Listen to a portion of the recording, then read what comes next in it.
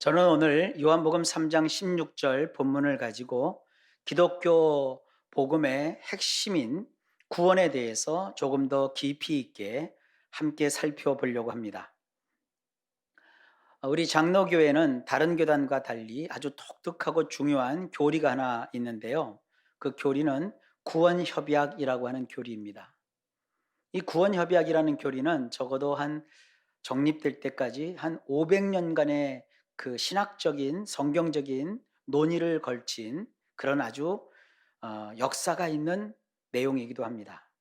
이 구원협약이 뭐냐 하면은요, 예수 그리스도께서 이 땅에 오셔서 십자가에 못 박혀 피 흘려 죽으셨고, 그리고 그로 인해서 인간의 죄 문제를 해결하셨고, 예수님은 죽으셨을 뿐만 아니라 부활하셔서 구원을 완성하셨고 하늘에 올라가셔서 성령님을 이 땅에 보내주셨고, 이 땅에 오신 성령님은 예수님께서 이루신 그 구원을 믿는 사람 한 사람 한 사람에게 적용하여 그 예수님이 이루신 구원이 실질적인 효력을 발휘할 수 있도록 구원하시는, 그래서 예수를 믿는 새 사람을 만드는 그런 일을 하신다 하는 이 전체 범위, 전체 구원의 영역을 그저 어떤 사건 순으로 열거한 것이 아니라 이와 같은 모든 일을 하나님 성부, 성자, 성령, 성삼일체 하나님께서 미리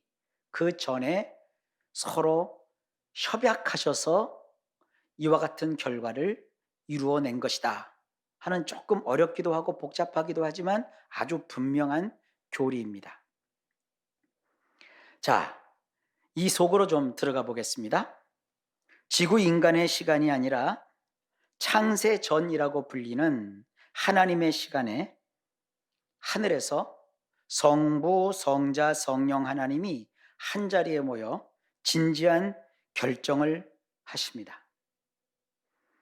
자, 먼저 시간 개념을 좀 여기서 이해하고 넘어가야 돼요. 우리 생각에 시간은 과거에서부터 흘러왔고 앞으로도 계속해서 흘러가는 것이라고 여길 수 있습니다. 하지만 사실 시간 역시 하나님께서 마치 물건 만들듯이 그렇게 만드신 거예요. 시간을 창조하신 하나님을 우리는 영원하신 하나님이라고 합니다. 이 영원이라는 뜻에는요, 인간 세상의 시간이 전혀 적용이 안 된다는 의미를 담고 있습니다. 예를 들어 여기 이렇게 둥그런 원을 영원이라고 한번 해봅시다. 그 영원에는 시간이라는 것이 아예 없습니다. 그래서 째깍째깍째깍째깍째깍하고 뭐 시계가 어, 소리를 내면서 시간이 흐르는 일이 거기 영원 속에는 없습니다. 그렇다고 그것이 멈춰 있는 것이 아니에요. 다만 영원에서는 시간이 흐르지 않기 때문에 우리가 따지듯 과거, 현재, 미래가 따로따로 구분되거나 또 그렇게 계산할 수 있는 곳이 아닙니다. 그저 이 영원이라는 곳에서는요, 시간이 없기 때문에 우리 지구 인간들의 역사나 생각 속에 과거, 현재, 미래는 다 한순간이에요. 이런 영원한 세상도 그것을 만드신 분이 있는데 그분이 바로 우리 하나님이십니다.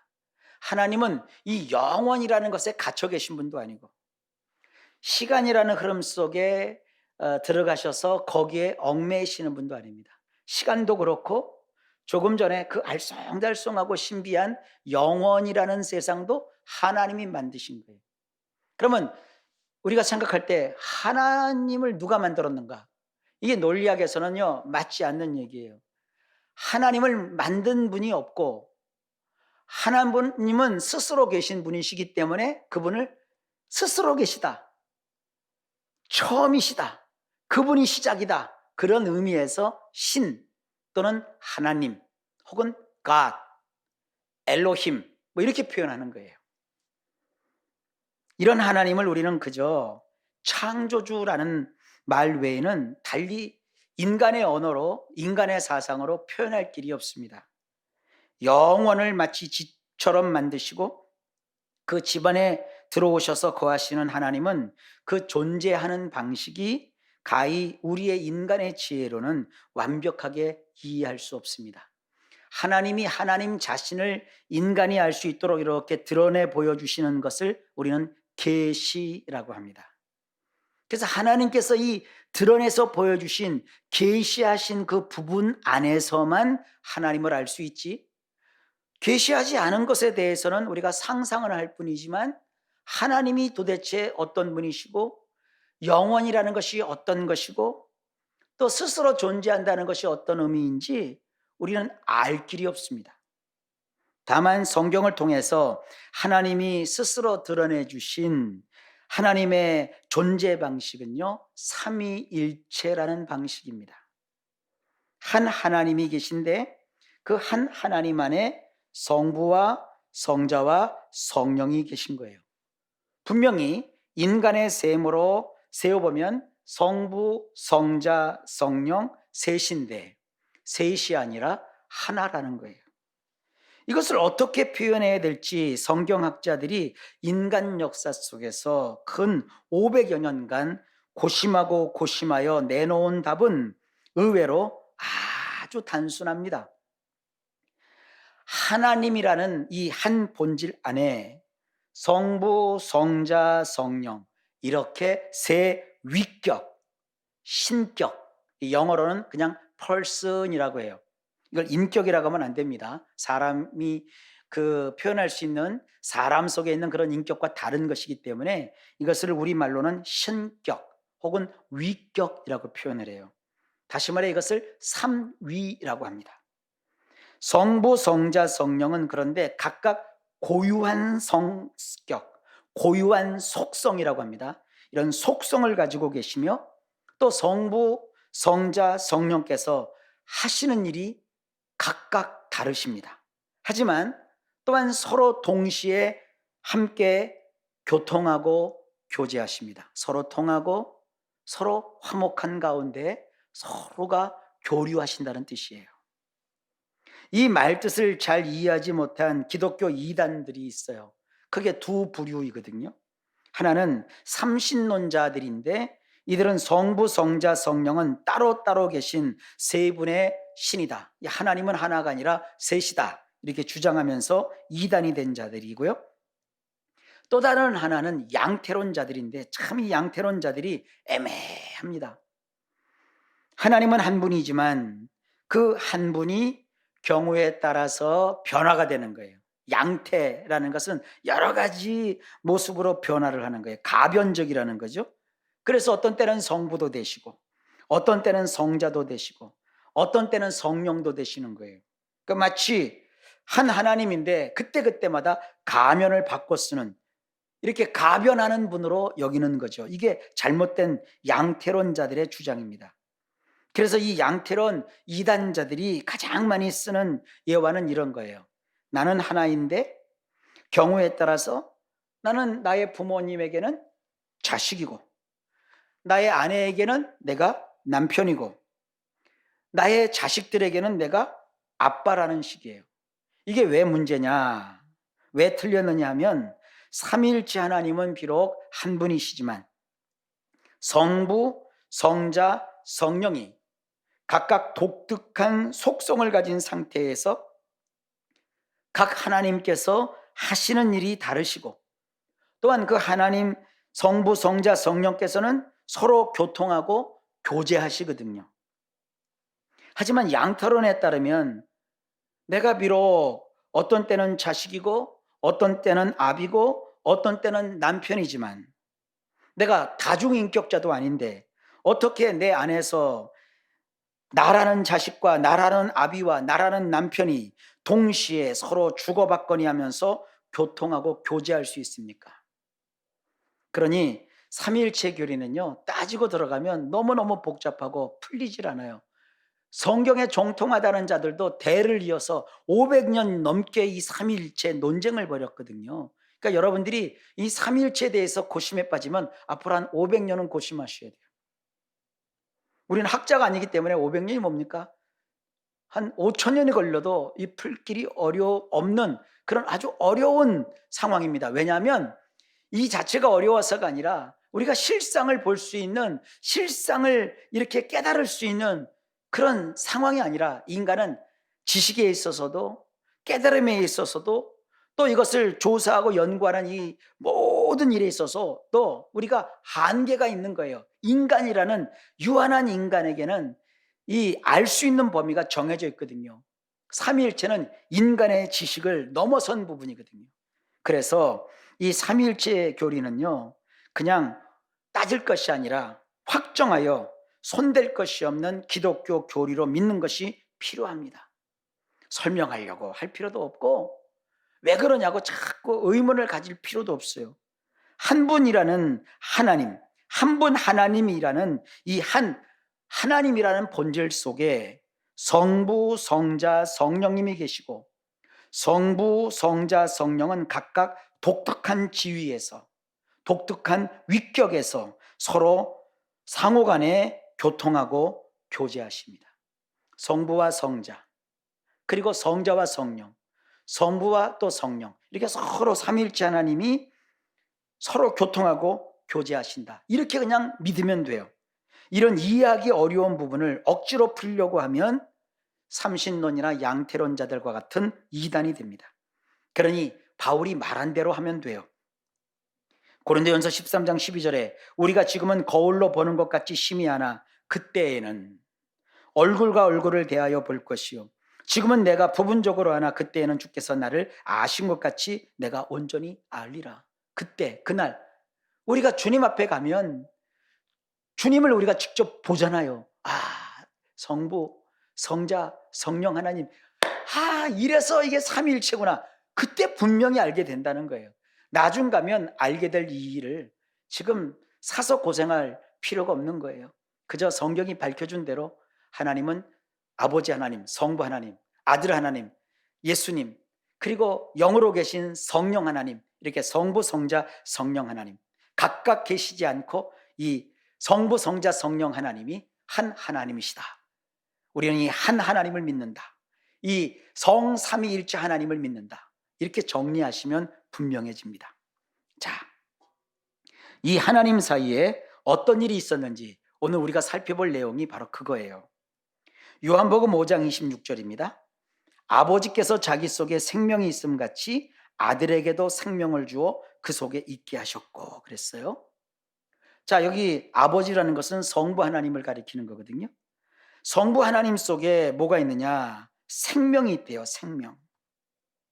그런데 그 아버지 하나님이 가지고 계신 자기 속에 계신 이 생명을 이 아버지께서는 아들에게, 성자 곧 예수님에게 그 생명을 주셨대요. 주셔서 지금 그 생명이 어디 속에 있느냐? 성자 속에 있대요. 그래서 어떤 일이 가능하게 되었습니까? 요한복음 1장 12절로 13절입니다. 영접하는 자 곧 그 이름을 믿는 자들에게는 하나님의 자녀가 되는 권세를 주셨으니 이는 혈통으로나 육정으로나 사람의 뜻으로 나지 아니하고 오직 하나님께로부터 난 자들이니라. 자, 이 말씀을 보면은요, 우선 영접하는 자와 그 이름을 믿는 자는요 같은 말이에요. 영접이라는 것은 받아들인다는 거죠. 이 받아들이는 거, 예수님을 내 마음의 구주와 주님으로 받아들이는 거, 이걸 우리는 영접한다 그래요. 이 영접한다는 것이 뭐냐? 그것이 바로 그 이름을 믿는 거래요. 그래서 누구든지 아들을 영접하는 자, 그 아들이 누구라고 그랬죠? 성자 예수님이잖아요. 이 예수님을 마음으로 받아들이는 자, 그 아들의 이름인 예수님을 믿는 자들은 어떤 일이 벌어져요? 다 누구든지 하나님의 자녀가 되는 권세를 주셨대요. 여러분 혹시 모바일로 무슨 쿠폰을 받아본 적 있나요? 커피 쿠폰을 하나 받았어요.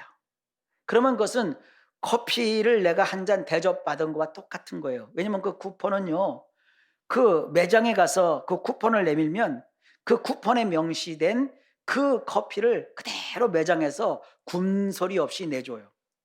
그러니까 쿠폰을 받았다는 것은 권세를 뜻하는 거예요. 그러니까 예수를 믿으면, 영접하면 하나님의 자녀가 되는 권세, 곧 우리에게 쿠폰이 생긴 거예요. 그러니까 우리는 자다 깨도 하나님의 자녀고요. 살다가 죽었다 다시 살아나도, 또 죽어도 그 순간에도 우리는 하나님의 자녀라는 쿠폰을 가진 거고요. 우리가 한국에 있어도, 미국에 있어도, 중국에 있어도, 러시아에 있어도, 유럽에 있어도, 호주에 있어도 우리가 있는 곳의 상황과 달리 우리에게는 언제든지 실질적인 효력을 발휘할 수 있는 하나님의 자녀라는 쿠폰이 있는 거예요. 그 권세가 있는 거예요. 그러니까 우리는 뭐 미우나 고우나 잘했든 못했든, 잘 살든 못 살든, 착하든 그렇지 못하든 하나님의 자녀라는 빼앗길 수 없고 잃어버릴 수 없는 쿠폰을 가진 자들이라고요. 그러니까 이것이 무슨 의미입니까? 오늘 본문입니다. 하나님이 세상을 이처럼 사랑하사 독생자를 주셨으니 이는 그를 믿는 자마다 멸망하지 않고 영생을 얻게 하려 하심이라. 자, 일단 정리해 봅시다. 영원한 세상에서 아버지 하나님이신 성부께서 아들 하나님인 성자께 아버지가 갖고 있는 생명을 주셨어요. 이제 그 생명은 성자 예수님 속에 있어요. 성자 예수님은 이 세상에서 누구든지 예수님을 영접하는 자, 곧 예수님의 이름을 믿어 하나님의 자녀가 된 그런 자들에게 성부에게서 받은 그 생명을 주어서 그들이 영생을 얻게 하신다는 거예요. 예수님을 안 믿는 사람은 그저 땅에서 살 만큼만 생명을 얻어서 사는 거예요. 70이든 80이든 90이든 100이든 120이든 150이든 200살이든 한평생 그냥 살다 가면 세상 사람들은 그냥 생명이 끝이에요. 그러나 예수님을 믿는 우리에게는 성자 예수님이 주신 영원하신 하나님이 주신 영원한 생명, 이 영원한 생명을 두 글자로 줄이면 영생이에요. 영생이 있기 때문에 이 영생을 가진 사람은요, 영원히 멸망치 않는다는 거예요. 그러니까 우리가 쉽게 생각하면 우리에게는 부모로부터 부여받은 생명이 있고요.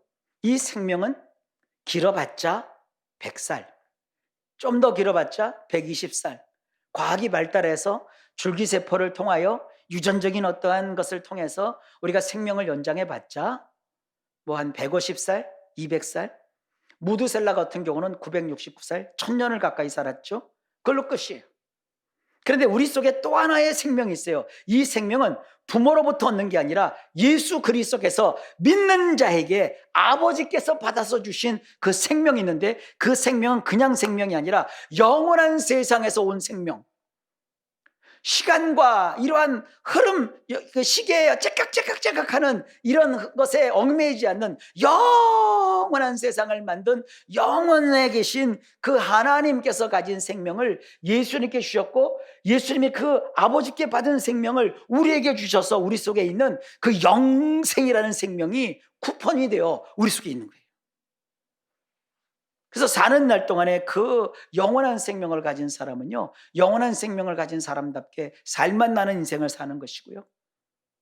혹 그렇지 못하다 할지라도 우리가 이 영생이 빛을 발하는 것은 사망이 우리에게 와서 우리를 어둑침침하게 죽음 속으로 우리를 끌어갔을 때 이제 비로소 우리 속에 있는 그 영생이 있다는 것이 확 드러나요. 그러니까 예수 안 믿는 사람은 그저 세상 생명밖에 없는 거예요. 그러니까 그 세상 생명이 끝나면 그들은 이런 영원한 생명이 없는 거죠. 이 생명이라고 하니까 여러분 자꾸 목숨을 생각하시면 안 돼요. 자, 예수 없이 사는 사람이 100살이 되어서 목숨이 끊어졌어요. 그러면 그에게는 영생이 없기 때문에 이제 목숨이 끊어지는 인생은요, 그야말로 지옥입니다. 지옥. 그게 지옥이에요. 하나님의 영원한 생명을 맛보지 못하기 때문에 영원한 멸망 속에 들어가요. 그러나 예수 그리스도를 믿어서 하나님의 영생을 가진 자는요, 100살에 죽었잖아요. 그럼 100세에 죽고 나서는 그 세상의 생명은, 부모에게 물려받던 자연적인 생명은 끝났어요. 그것은 이제 없어졌어요. 그러나 우리에게는 이제 목숨은 끊어졌어도 영원히 멸망하지 않는 영생이 우리를 이끌어가는 거예요. 그 영생이 우리의 삶을 새롭게 합니다. 그러니까 육체의 생명을 가지고 있을 때, 이 목숨이 붙어 있을 때는 부모에게 유전적으로 물려받은 이 육체를 가지고 살아가지만, 이 육체가 죽으면 사람을 이 장사 지내잖아요. 이제 그것으로 이 땅에서의 삶을, 이 육체의 삶을 이제 하나님은 끝나게 하시는 거예요. 이 속에 들어있는 이 영생이 있는 자들은요, 새로운 몸을 가져요. 이렇게 병들고 추악하고 못나고 부족하고 어떻게 보면 참 마음에도 안 들기도 한 이런 육체가 아니라 전혀 새로운, 하나님이 영화롭게 만드신 죄의 타락으로 말미암아 다시는 무너지지 않는 이러한 놀라운 몸을 하나님께서 주셔서 그 몸을 입고 영원한 생명을 누리게 돼요. 이게 조금 더 복잡해지게 되는데 오늘은 거기까지는 살피지 않을 거예요. 여러분, 우리에게는 성자 예수님이 주신 놀라운 영생, 놀라운 이 생명이 들어있기 때문에 멸망치 않는다고 주님이 말씀하셨어요. 육의 목숨은 끊어져도 영생이 있기 때문에 이제는 우리가 영원한 생명으로 삶만 나는 영생에 들어가게 되는 거예요. 그래서 예수님은 이런 말씀을 하셨어요. 요한복음 5장 24절에 내가 진실로 너희에게 이르노니 내 말을 듣고 또 나 보내신 이를 믿는 자는 영생을 얻었고 심판에 이르지 아니하나니 사망에서 생명으로 옮겼느니라. 이것은 땅에서 영원토록 죽지 않고 산다는 뜻이 아니에요. 조금 전에도 제가 말씀했죠. 땅에서 육체를 가진 우리는요, 살 만큼 살아요. 저는 이 살 만큼 사는 인생도 하나님께서 우리 성도님들에게 장수의 복을 주셔서 이제 90까지밖에 못 살겠다 생각하는 사람을 하나님이 복 주셔서 100살을 아주 건강하게 넘기도록 하실 것이고, 또 우리의 어린 자녀들은 과학도 발전하고 또 의학이 이렇게 발전해서 이제 100살을 넘어서 120살, 130살, 150살, 160살까지 사는 이 육의 몸을 가지고도 정말 건강하게 활보하면서 멋지게 아름답게 인생을 살 수 있는 그 복을 주시기를 주의 이름으로 축복합니다. 이건 망상이 아닙니다. 어떤 사람은 망상이다 하고, 야, 이거 인간이 뭐 옛날 같으면 60만 살아도 잘 사는 거지 60을 넘기면 나는 욕심이야. 자꾸 이렇게 하지 마세요. 지금이 어떤 시대인데요. 기본이 지금은 100살이에요. 그러니까 우리 성도님들은 다 100살 넘기시길 바랍니다. 병약한 사람들도 다 회복하시고 몸이 새롭게 변화되어서 하나님이 주신 이 땅의 몸도 귀한 것이니까 오래오래 장수하시고 멋지게 하나님께서 함께해 주심으로 이 코로나 이후에 땅끝까지 이르러 복음 전하는 이 멋지고 아름다운 일을, 우리 선교하는 일을 우리가 동참할 수 있기를 주의 이름으로 축복합니다. 어쨌든 땅의 목숨은 그 목숨값까지만 사는 거예요. 그러나 그 안에 우리는 땅에서 사는 동안에 예수님을 믿어 이 육신의 생명이 아니라 영생을 가졌다는 사실을 아시고, 이 영생을 가진 사람은요, 심판을 받지 않고 사망에서 생명으로 옮긴 자가 되는 거예요. 이제 죽음은 더 이상 우리를 망하게 하고 끝나게 하는 요소가 아니라는 거예요. 그러니까 인생이 힘들고 어렵다고, 죽으면, 내가 죽음을 선택하면 내가 행복해지겠지, 이렇게 생각하면 안 돼요. 그건 또 다른 죄예요. 다시 한번 제가 얘기하지만 스스로 목숨을 끊거나 여러분 스스로 자살하는 것은요, 이 하나님의 법을 모르기 때문에 그들이 저지르는 아주 불쌍한 짓이에요. 여러분, 자살도 스스로 자신을 죽이는 살인행위란 말이에요. 우리 성도님들은 뭐 우울증이 있든 뭐 어떤 일이 결났든 죽고 싶고 죽으면 해결될 것 같아서 막 죽어야 되겠다 그렇게 하시면 안 돼요. 죽자 아닙니다. 살자입니다. 하나님은 감당할 힘을 주시고 이길 힘을 주시고 피할 길을 내시고 끝까지 살아남게 하셔서 이긴다고요. 분명히 얘기했잖아요. 예수님을 믿으면 영생이기 때문에 멸망하지 않습니다. 근데 왜 스스로 자기가 망할 것 같으니까 왜 스스로 자기가 망할 길을 갑니까? 그렇게 하시면 안 돼요. 우리는 결코 예수 안에서 정죄도 없고 망할 것도 없는 거예요. 다시 한번 얘기합니다. 이 땅에서 영원토록 죽지 않고 산다는 그런 뜻이 아니에요. 목숨은 목숨으로 끝나요. 그러나 우리에게는 그 목숨 외에 예수님이 주신 영원한 생명, 영생이라는 것이 우리에게 있다는 것을 잊지 마십시오. 우리 육체의 생명은 인간을 대표하는 아담이 사탄의 유혹에 넘어가 죄를 범함으로 그 형벌로서 누구나 사망에 이르게 되어 있습니다. 그래서 성경은 이렇게 말하거든요. 히브리서 9장 27절. 한 번 죽는 것은 사람에게 정해진 것이요 그 후에는 심판이 있으리니. 목숨을 가진 자, 부모에게 물려받은 그 생명, 그것은 목숨이 닿으면 끝나요. 그렇게 해서 목숨 그것만 가지고 산 사람은요, 나중에 한 번 죽잖아요. 죽고 나면 뭐가 있느냐? 심판이 있어요. 하지만 사는 동안에 예수 그리스도를 믿는 사람은 영생이 있고, 그 영생이라는 하나님의 자녀된 쿠폰을 가진 사람은요, 심판이 없대요. 지옥 가는 심판이 없고요, 멸망에 처해지는 그런 심판이 없대요. 하나님 말씀을 믿으십시오. 누구나 한 번 죽는 것은 다 마찬가지지만 예수님을 믿는 사람에게는 영생이 있기 때문에 죽음 이유가 안 믿는 사람과 다릅니다. 요한복음 11장 25절로 26절입니다. 예수께서 이르시되 나는 부활이요 생명이니 나를 믿는 자는 죽어도 살겠고 무릇 살아서 나를 믿는 자는 영원히 죽지 아니하리니 이것을 내가 믿느냐? 주님을 믿어 영생을 소유한 사람은요, 비록 인간의 목숨이 끊어져 죽어도 다시 삽니다. 그런데 그 말씀이 참 심오합니다. 무릇 살아서 나를 믿는 자는 영원히 죽지 아니하리니. 자, 이게 무슨 뜻일까요? 바울이 친절하게 잘 설명합니다.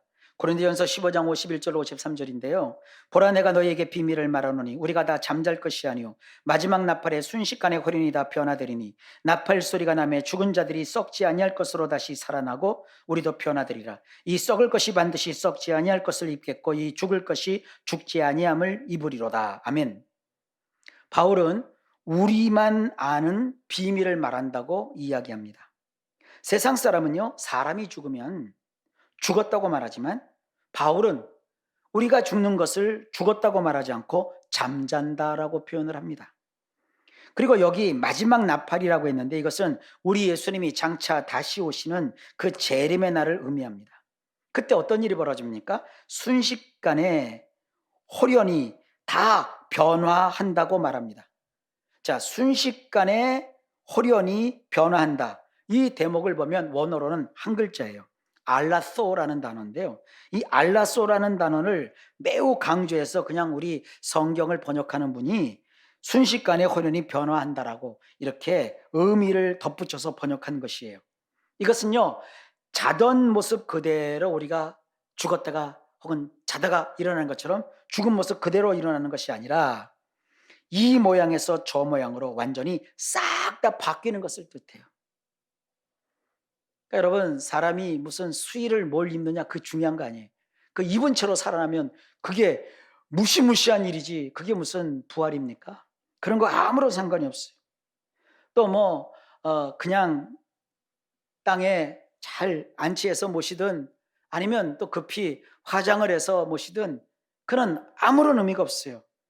이 주님이 재림하시는 그날 어떠한 모습으로 사람이 잠을 자는 상태로 있든 그가 순식간에 어떻게 되느냐, 완전히 싹 바뀐다는 거예요. 그래서 나팔 소리가 나면, 다시 말해서 우리 예수님이 재림하시면 그 순간에 우리의 몸이, 이 죽음을 경험한 우리의 몸, 이것은 네크로스라고 하거든요. 죽을 수밖에 없는 이 몸이, 부모에게 물려받은 이 몸이 썩지 아니할 것으로 변화돼서 다시 살아난다는 뜻이에요. 조금 더 들어가 봅시다. 그리고 예수님이 재림하시던 그 순간에 살아있는 사람이 있었을 거 아니에요.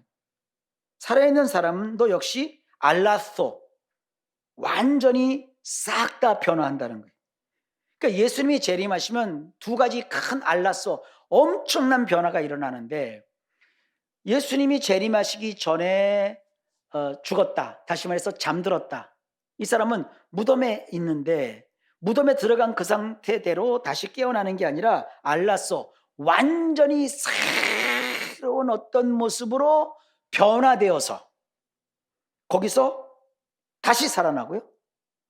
예수님이 재림하시는 그 시점에 인간 시간으로 죽지 않고 그냥 살아있는 사람이 있을 거 아닙니까? 그 사람 역시도 알라소, 완전히 싹 다 변화된 모습으로 덧입는데요. 어떤 모양으로 바뀌느냐? 53절에 보면 썩을 것이 썩지 아니할 것으로 갈아입는데요. 죽을 것이 죽지 아니할 것으로 갈아입는데요.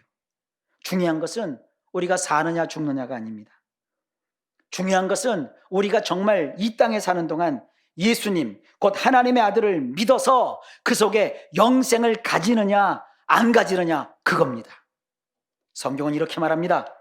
요한복음 3장 36절입니다. 아들을 믿는 자에게는 영생이 있고 아들에게 순종하지 아니하는 자는 영생을 보지 못하고 도리어 하나님의 진노가 그 위에 머물러 있느니라. 자, 제가 어느 가정에 슬픈 일을 당했을 때 조문을 갔었어요. 그랬더니 그 가정의 식구들이 굉장히 고민을 하더라고요. 목사님, 사실 이 돌아가신 이분이요, 옛날에는 교회도 잘 다니고 심지어 교회에서 직분도 받으셨고 열심히 신앙생활을 했는데 중간에 믿음의 실족을 해서 그 뒤로부터는 이 돌아가시는 날까지 교회 근처도 안 가셨습니다. 이제 그분이 멸망을 받아 지옥 가는 것일까요? 고민을 하시더라고요. 여러분, 제가 오늘 설교 서두에 예수 그리스도를 믿으면 하나님 자녀가 되는 쿠폰을, 권세를 하나님이 주신다고 했어요.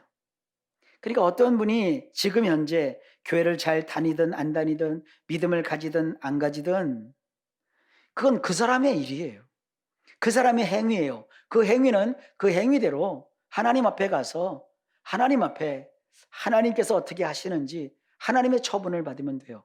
근데 말씀에 보면 그 사람이 어느 일생 속에 뭐 홀리게 시절, 주일학교 시절, 아니면 젊은 시절, 뭐 결혼했을 때, 뭐 어떤 순간이든 어떤 계기가 되어서 복음을 들었고 그 복음을 들어서 정말 나에게는 예수님이 필요해. 정말 예수님을 내가 믿어야 돼. 예수님, 내가 마음의 문을 엽니다. 나에게 오셔서 나는 죄인입니다. 내 죄를 사하시고 나는 이제부터 예수님을 믿는 자가 되겠습니다. 지금부터 영원까지 나에게 영생을 주시는 그 예수님을 내가 믿습니다. 예수님은 나의 구주이십니다. 예수님은 나의 주님이십니다. 이렇게 했어요. 그럼 교회에서는 그런 분들을 기념하고 축하하고 또 정말 오래도록 기억하기 위해서 세례까지 주고 막 그러잖아요. 그럼 그 사람 속에는요, 그냥 뭐 인간이 교회를 좋으면 나왔다가 싫으면 안 나왔다 그럴 수 있는 것이 아니에요. 그 안에는 성령님이 들어오세요.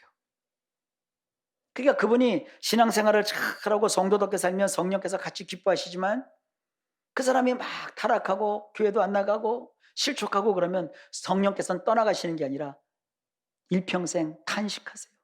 슬퍼하세요. 근심하세요. 그러면 그 속에 있었던 하나님이 주신 그 하나님의 자녀가 되는 쿠폰이 사라질까요? 안 사라져요. 하나님 그렇게 무력하거나 무능력하지 않습니다. 인간의 어떠한 상처, 인간이 한 어떤 실패, 인간이 했던 어떤 그 못된 모습으로 이렇게 인간이 지우면 이렇게 지워지는 만큼 하나님이 그렇게 약한 분이 아니세요. 하나님이 여전히 그와 함께 하시고 그가 제대로 서기를 기다리고 계시는 거예요. 여러분, 하나님은 시간이 구애가 되지 않는 분이에요. 자, 그 사람은 우리가 볼 때는 열심히 신앙생활 하다가 이제 교회도 안 나가. 저 사람 우리가 믿고 타락했네. 여러분, 타락이라는 말 자체 조심하게 쓰셔야 돼요. 타락은 하나님에게서 떨어지는 거예요. 근데 예수님이 그러셨잖아요. 나를 믿으면 내가 결코 그를 내어쫓지 않는다 그랬어요. 근데 인간이 자기 눈에 볼 때 자기가 하나님입니까? 저 사람은 잘 믿으니까 영생이 붙어 있고 저 사람은 신통치 않으니까 영생이 떠나갔어. 하나님이 버리셨어. 여러분, 인간에게 그렇게 할 수 있는 권한도 없고요. 그런 권세도 없어요. 그냥 그 사람 생각일 뿐이에요. 여러분, 그 생각을 고쳐 잡수셔야 돼요.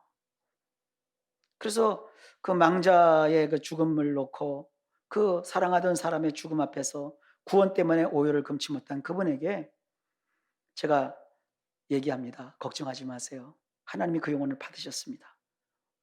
인간적인 위로를 주려고 하는 게 아니라, 여러분, 저를 아시는 분들은 잘 아시겠지만 말씀에 근거해서 말씀에 터잡아서 제가 영생에 관해서는, 구원에 관해서는 확실하게 얘기하고 있지 않습니까? 일평생 살다가 어느 한순간 복음을 듣고 예수님을 영접했다면 그 사람에게 주신 그 영원한 생명이 취소되는 법이 없어요. 성경에 그런 것이 없어요. 한 번 구원받은 사람을 끝까지 구원하시는 것이 우리 성령님이 하시는 일이에요. 자, 그 정도로 좀 정리를 해보겠습니다. 사실 하나님의 원래 계획에 따르면 인간의 육신은 불멸성 혹은 불사성, 그러니까 영원히 멸망치 않고 영원히 죽지 않는 그런 불사성을 가지고 인간이 최초로 지음을 받았어요. 하지만 모든 인간을 대표하는 대표 주자인 아담이 죄를 지음으로 그 불멸성이 인간에게 상실되었어요.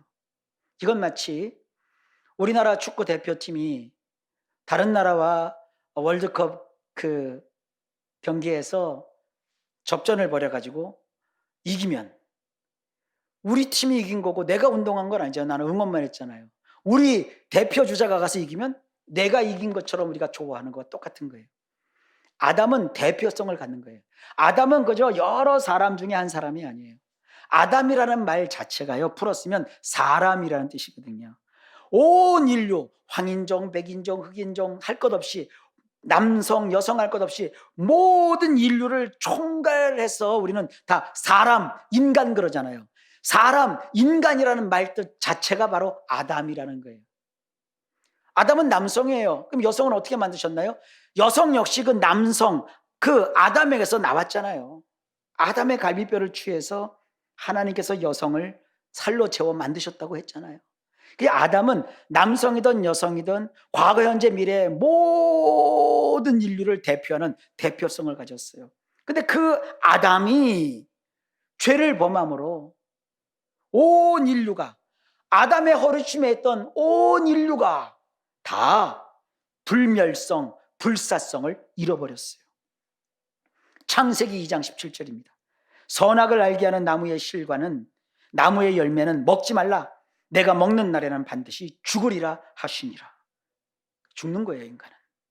순간 죽는 게 아니라 그 목숨까지, 목숨이 붙어있는 동안까지만 살고 반드시 죽는 거예요.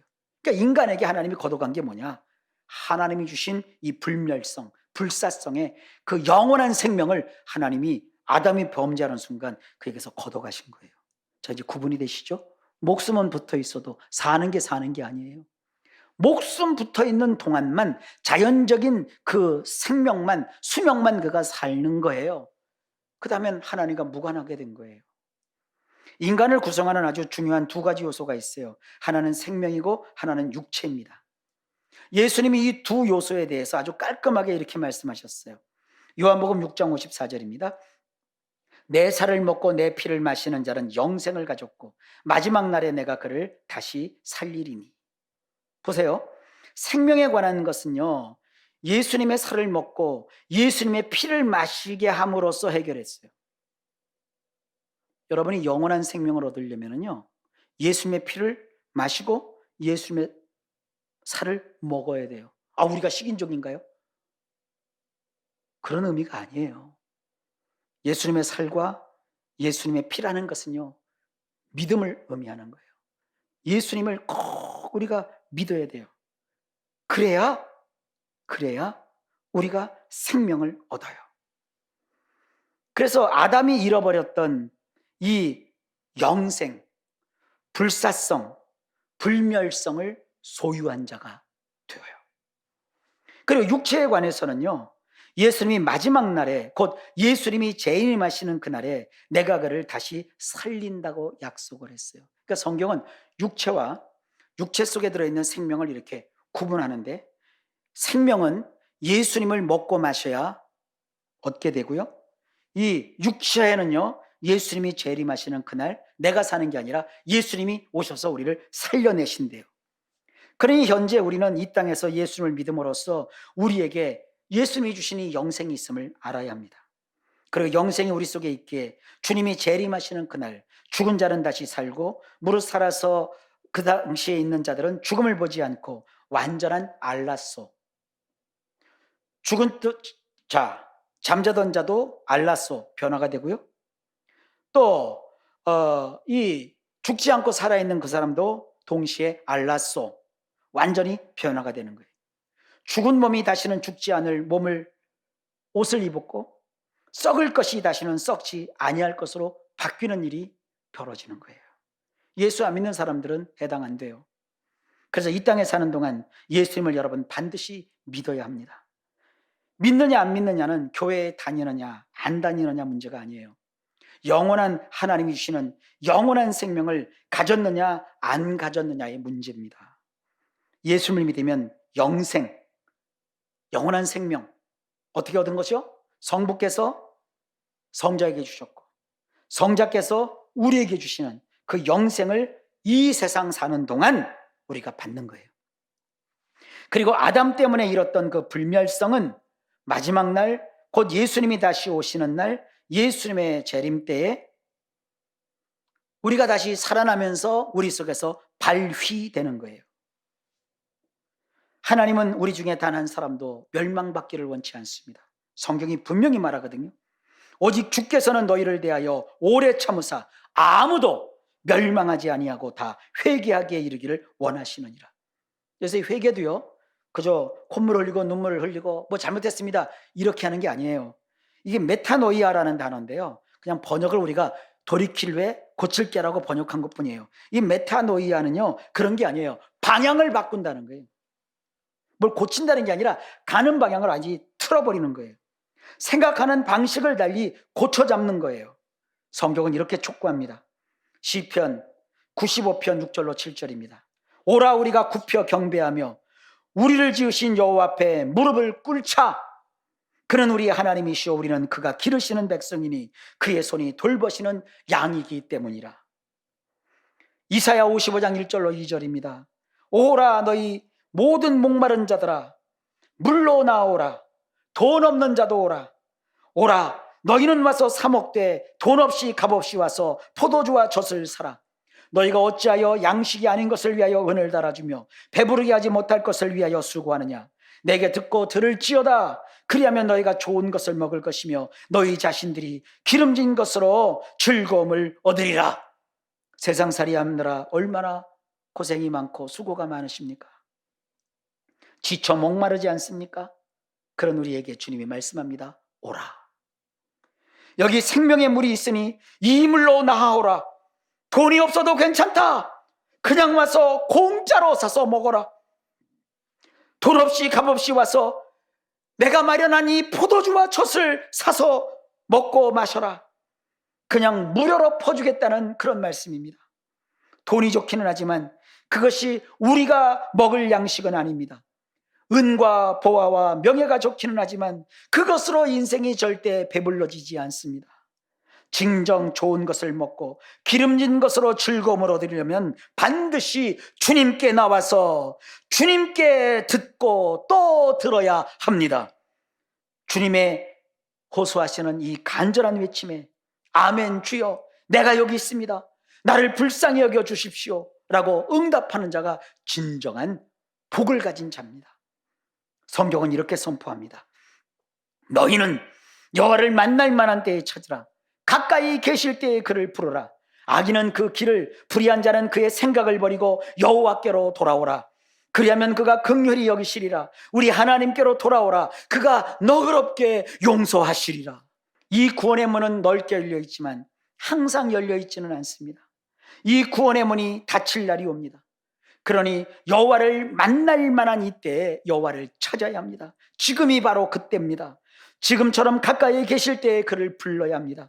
비록 죄를 지었어도 불의한 자라도 그 생각을 바꾸고 여호와께 돌아오라고 말씀합니다.